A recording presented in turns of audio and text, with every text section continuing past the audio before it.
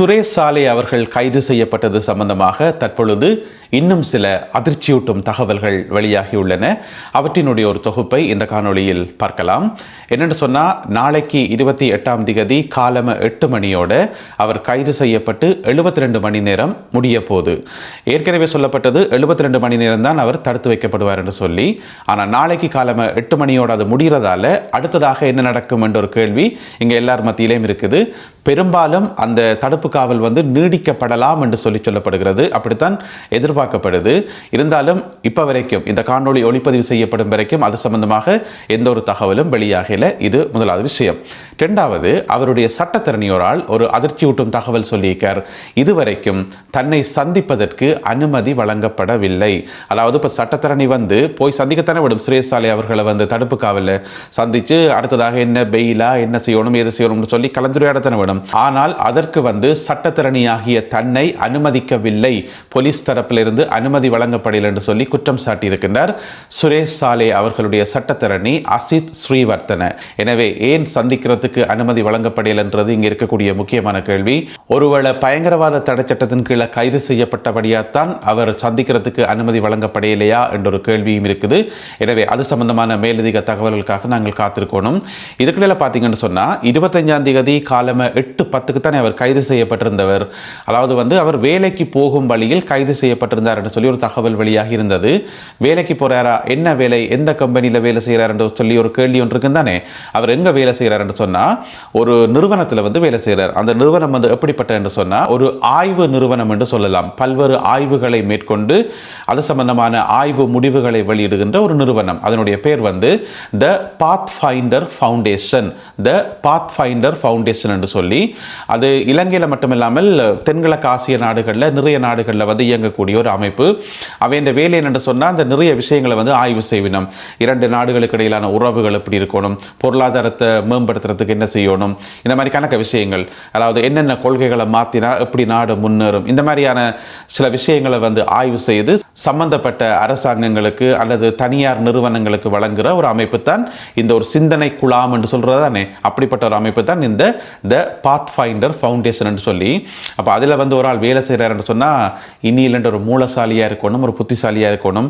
பொதுவாக பார்த்தீங்கன்னு சொன்னால் இந்த புலனாய்வு அமைப்புகளில் வேலை செய்கிறாக்களுக்கு சாதாரண ஆக்களை விட மூளை கூட என்று சொல்கிறது. அதனால தான் இன்டெலிஜென்ஸ் என்று சொல்லி அவைக்கு பேர் வைக்கிறது. எனவே புலனாய்வு அமைப்பினுடைய தலைவராகவே இருந்தவர் என்று சொன்னால் அப்போ அவருக்கு அங்கே வேலை செய்கிறது ஒரு பொருத்தமான வேலையாக தானே இருக்கும். எனவே அங்கே தான் வேலைக்கு போயிருக்கிறார். வேலைக்கு போகிற வழியில் காலம சாப்பாடு பிரேக்ஃபாஸ்ட் சாப்பிட்றதுக்காக ஒரு இடத்துல நின்றுருக்கிறார். நிற்கக்குள்ள தான் திடீரென்று போலீஸ் அதிகாரிகள் அவரை கைது செய்து முதலாவதாக கூட்டிக் கொண்டு போகினோம் நுகேகோடையில் இருக்கக்கூடிய அவருடைய வீட்டுக்கு நேராக கூட்டிக் கொண்டு போனது. அங்கே தான் வீட்டை கூட்டிக் கொண்டு போயிட்டு அங்கே இருந்த லேப்டாப், அவருடைய கையடக்க தொலைபேசிகள், மற்ற டாக்குமெண்ட்ஸ் எல்லாமே செக் பண்ணப்பட்டு அதில் சிலதாக எடுத்துக்கொண்டு போனது போலீஸ். எடுத்துட்டு பிறகு அப்படியே நேராக கூட்டிக் கொண்டு போயிட்டு குற்றப்புலனாய்வு பிரிவினுடைய தலைமையகம் கொழும்பு கோட்டை பகுதியில் இருக்கக்கூடிய குற்றப்புலனாய்வு பிரிவினுடைய தலைமையகத்தில் அவர் ஒப்படைக்கப்படுறார். அந்த தலைமையகத்தில் அவர் ஒரு சிறப்பு அறையில் அடைக்கப்படுறார். அந்த சிறப்பு அறைக்கு பின்னால இன்னும் ஒரு விஷயம் இருக்கு என்று சொன்னா 2019ஆம் ஆண்டில் ஈஸ்டர் குண்டு தாக்குதல் நடந்து முடிஞ்ச பிறகு உடனடியாக அதோட சம்பந்தப்பட்டவர்கள் நிறைய பேர் கைது செய்யப்பட்டவர்கள், கைது செய்து அடைத்து வைக்கப்பட்டு விசாரிக்கப்பட்டவர்கள்.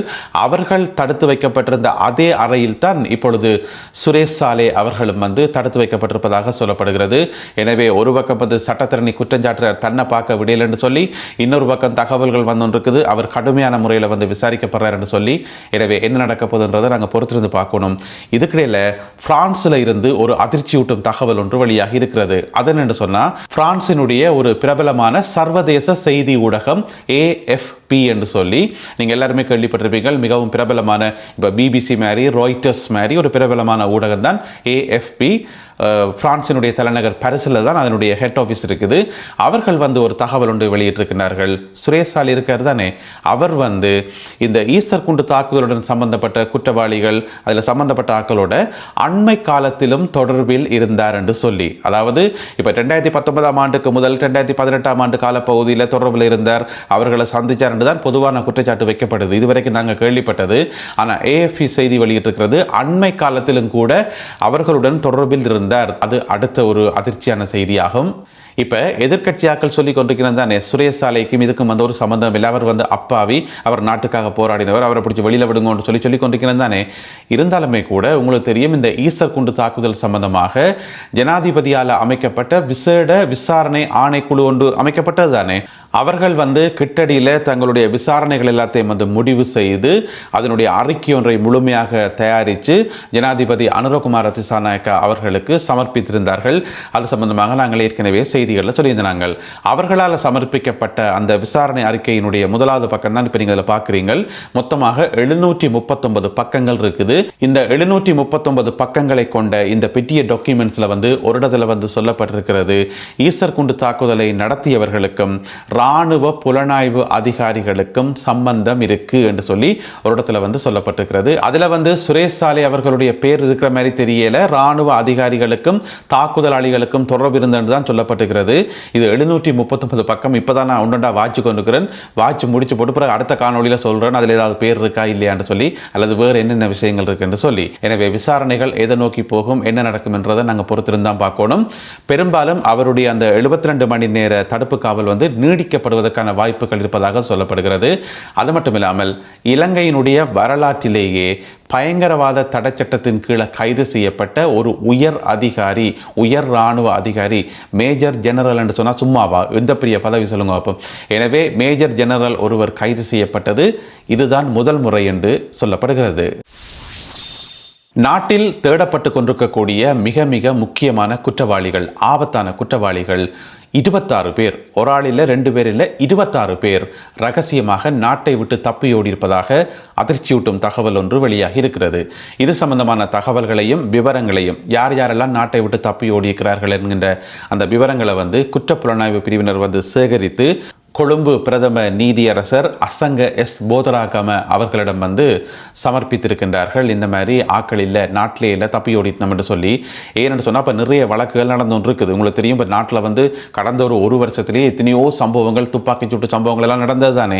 அப்போ அதோட சம்பந்தப்பட்ட ஆக்கள் அவ்வளோ பேரும் கைது செய்யப்பட்டிருக்கணுமான்னு கேட்டால் இல்லை, கொஞ்சம் ஆக்கள்லாம் கைது செய்யப்பட்டிருக்கணும். அப்போ மிச்சாக்கள் எங்கேன்னு கேட்டால் எல்லாரும் ஓடிட்டோம் தப்பி. அன்றைக்கு கூட அந்த லோயர் கொலை வழக்கு இருக்குத்தானே, அதில் சம்பந்தப்பட்ட ஒரு வாகன சாரதி நாட்டை விட்டு தப்பி ஓடிக்காரன்னு சொல்லி தகவல் வந்திருக்குது. எனவே இந்த மாதிரி குற்றச்செயலில் ஈடுபடுறாக்கள் பெரும்பாலும் தாங்கள் நாட்டை விட்டு தப்பியோடுறதுக்கான ஏற்பாடு செய்து வச்சு போட்டு தான் குற்றச்செயல்களில் ஈடுபடினோம். ஒன்றில் கொழும்பிலிருந்து கட்டநாயக்கா விமான நிலையத்துக்களால் போயினோம், அல்லது யாழ்ப்பாணத்துக்கு படகில் எறிவதால் போயினோம். ஏதோ ஒரு ரூட்டை பயன்படுத்தி கொண்டு நாட்டை விட்டு போகிறதுக்கான ஒரு ஏற்பாட்டை செய்து வச்சு போட்டு தான் குற்றச்செயலில் ஈடுபடினோம். எனவே இந்த மாதிரி இலங்கையில் குற்றச்செயல்களில் ஈடுபடுற ஒவ்வொருத்தருமே வெளிநாட்டுக்கு தப்பியோடுற பிளானில் தான் செய்யணும். அந்த அடிப்படையில் 26 பேர் உண்மையிலேயே ஓடிட்டனமாம். எனவே குற்றப்புலனாய்வு பிரிவினர் நேற்று நீதிபதி கொஞ்சம் கடுமையாக தான் கேட்டவர், என்ன பார்த்துட்டு இருக்கிறீங்க, என்ன செய்கிறீங்களே, என்ன அறிக்கை சமர்ப்பிக்கிற ஆக்கள் எங்கே என்று சொல்லி கேட்பினம் தானே. நீதிமன்றத்தில் வழக்கு போய்கொண்டு இருக்குது, சம்பந்தப்பட்ட ஆளை கூட்டிக் கொண்டு நிறுத்தல என்று சொன்னால் கேட்பார் தானே நீதிபதி எங்கே என்று. அதுக்கு தான் சிஐடி சொல்லியிருக்குது, இல்லை 26 பேர் நாட்டை விட்டு தப்பி ஓடி இருக்கணும், நாங்கள் அவர்களை கைது செய்கின்ற நடவடிக்கையில் ஈடுபட்டிருக்கிறோம் என்று சொல்லி. அப்போ நாட்டை விட்டு தப்பி ஓடினோம் என்று சொன்னால் இந்த ரூட்டால் போனவே, கொழும்பு ஏர்போர்ட்டால் போனவே என்று பார்த்தா 26 பேரும் ஏர்போர்ட்டாலாம் போயிருக்கணும், கட்டநாயக்கா விமான நிலையத்தெல்லாம் போயிருக்கணும். அப்போ குடிவரவு குடியகல்வு திணைக்களம் இருக்கணும் தானே, அவைகிட்ட இவன் ஃபிங்கர் பிரிண்ட்ஸ் எல்லாம் எடுக்கலாம் தானே. அப்போ ஃபிங்கர் பிரிண்ட்ஸ் எல்லாம் எடுத்து இப்போ தாங்கள் ஆய்வு செய்து கொண்டிருப்பதாக குற்றப்புலனாய்வு பிரிவினர் நேற்று நீதிமன்றத்தில் அறிவித்திருக்கின்றார்கள். எனவே கொழும்பு பிரதம நீதியரசர் அசங்க எஸ் போதராகம அவர்கள் குற்றப்புலனாய்வு பிரிவுக்கு உத்தரவு பிறப்பித்திருக்கின்றார். இந்த விசாரணைகளை மிக விரைவாக நடத்தி உரிய அறிக்கைகளை சமர்ப்பிக்கும்படி. போலீஸ்மா அதிபரிடம் சொல்லுங்கள் என்ற ஒரு நிகழ்ச்சி திட்டம், அதாவது டெல் ஐஜிபி என்று சொல்லி ஒரு நிகழ்ச்சி திட்டத்தை இந்த வருஷத்தில் போலீஸ் தீவிரமாக முன்னெடுக்க இருப்பதாக தகவல் ஒன்று வெளியாகி இருக்கிறது. அதாவது இப்போ பொதுமக்களுக்கு நிறைய முறைப்பாடுகள் இருக்குந்தானே, நிறைய குறைகள் முறைப்பாடுகள் இருக்கும்.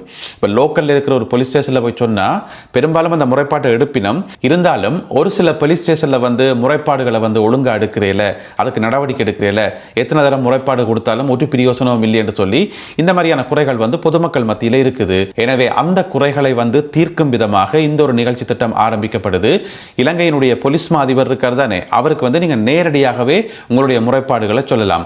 அது தனியா இலங்கையில இருந்து மட்டுமல்லாமல் வெளிநாடுகளில் இருந்தும் உங்களுக்கு ஏதாவது பிரச்சனைகள் இருந்தால், என்ன விதமான பிரச்சனைகளாக இருந்தாலும் நீங்கள் இலங்கையினுடைய போலீஸ் அதிபருக்கு நேரடியாகவே சொல்லலாம் என்று சொல்லி ஒரு நிகழ்ச்சி திட்டம் தான் இந்த டெல் ஐஜிபி போலீஸ் மா அதிபரிடம் கூறுங்கள் என்று சொல்ற நிகழ்ச்சி திட்டம். அப்போ எப்படி சொல்கிறேன்னு சொன்னால் அதுக்கு வந்து 3 வழிகள் இருக்குது. 2 இணையதளம் இருக்குது. இப்போ நீங்கள் திரையில் பார்க்குற இந்த 2 இணையதளங்கள் கீழே பார்த்தீங்கன்னு சொன்னால் 3ஆவதாக இருக்கிறது வந்து மின்னஞ்சல் முகவரி, ஒரு இமெயில் வந்து. எனவே அந்த இமெயிலுக்கு வந்து நீங்கள் உங்களுடைய முறைப்பாட்டை கொடுத்தீங்கன்னு சொன்னால் நீங்கள் தமிழ்லையோ சிங்களத்திலேயோ இங்கிலீஷ்லையோ 3 மொழியிலேயும் வந்து கொடுக்கலாம். ஒற்று பிரச்சனையுமே இல்லை. உங்களுடைய பிரச்சனைகள் என்னன்னு சொல்லி எழுதி போட்டு மலமலண்டு நீங்கள் இந்த இமெயிலுக்கு அனுப்பி விட்டீங்கன்னு சொன்னால் உங்களுடைய விவரங்களையும் கொடுத்து உங்களை தொடர்பு கொள்ளக்கூடிய விவரங்களையும் கொடுத்து அனுப்பினீங்கன்னு சொன்னால் வேறு எங்குமே போகாது, நேர போலீஸ் மா அதிபர்கிட்ட தான் போகும், IGP தான் போகும். எனவே பயப்பட வேண்டிய அவசியம் இல்லை. அதுக்கு பிறகு நீங்கள் கொடுத்த முறைப்பாட்டினுடைய அடிப்படையில், அந்த முறைப்பாட்டினுடைய தீவிரத்தன்மையினுடைய அடிப்படையில் வந்து அவர்கள் உடனடியாக உங்களை தொடர்பு கொண்டு மேலதிக விவரங்கள் கேட்பார்கள். எனவே நீங்கள் கேட்குற கேள்வி எல்லாத்துக்கும் வந்து சரியான பதில் சொன்னீங்கன்னு சொன்னால் உங்களுடைய பிரச்சனை தீர்க்கப்படும் என்றதான் இந்த டெல் IGP நிகழ்ச்சி திட்டம். எனவே அது வந்து ஏற்கனவே ஆரம்பிக்கப்பட்ட பழைய நிகழ்ச்சி திட்டம். ஆனால் அப்படி ஒரு நிகழ்ச்சி திட்டம் இருக்கின்றது நாட்டு மக்களுக்கு தெரியுமோ தெரியாது. ஏன்னு சொன்னால் அதை வந்து கடந்த காலத்தில் ஒரு தடவை செயல்படுத்தல. ஏன்னு சொன்னால் கடந்த காலத்தில் வந்து போலீஸ் மா அதிபரே பல பிரச்சனைகளோடு சம்பந்தப்பட்டு அவர் கைது செய்யப்பட்டு இப்போ அவருக்கு எதிராக வழக்கு போய்கொண்டிருக்குது. அப்படி இருக்கும்போது டெல் IGP என்ற நிகழ்ச்சி திட்டம் எப்படி முன்னெடுக்க முடியும்? எனவே அதை தூக்கி ஒரு ஓரமாக போட்டு பேசாமல் இருந்தவே. ஆனால் இப்போ இருக்கிற போலீஸ் மா அதிபர் அதை வந்து அப்படியே விடக்கூடாதுன்றதுக்காக அதை எடுத்து அந்த நிகழ்ச்சி திட்டம் வந்து இப்பொழுது தீவிரமாக செயல்படுத்தப்படுவதாக சொல்லப்படுகிறது. எனவே திரையில தெரிகிற இந்த வழிமுறைகள் ஊடாக நீங்கள் போலீஸ் மா அதிபரை தொடர்பு கொண்டு உங்களுடைய பிரச்சனைகளை வந்து தெரிவிக்க முடியும். நல்லது அன்பான உறவுகளே, இத்துடன் இன்றைய செய்திகளும் தகவல்களும் நிறைவு பெறுகின்றன. இந்த காணொலியில் பகிர்ந்து கொள்ளப்பட்ட செய்திகள் தொடர்பான உங்களுடைய கருத்துக்களை மறக்காமல் கீழே எழுதுங்கள். மீண்டும் சந்திப்போம் உறவுகளே. நன்றி, வணக்கம்.